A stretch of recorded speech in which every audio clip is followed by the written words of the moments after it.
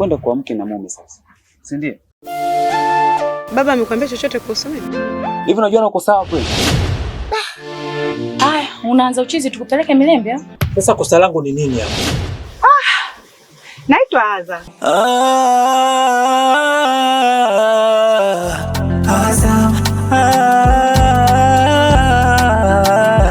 Aza. Ina maana wewe ni mtoto mzekera? Haswa? Na hilo jina umelipatia wapi? Mjini kila kitu kinaeditiwa. Hapo sasa ndio nazidi kukukubali. Hivi unafahamu mangapi anafanya huko aliko? Unajua kwa hii njia tuliyotumia sio sahihi. Jambo la kuoa.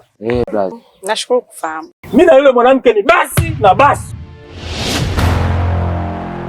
Wewe pekee ndo unayetibu maradhi ya moyo.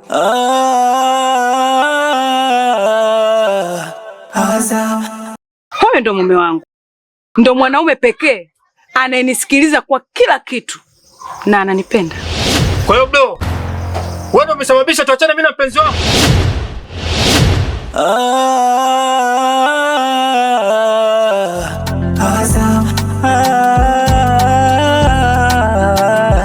Aza.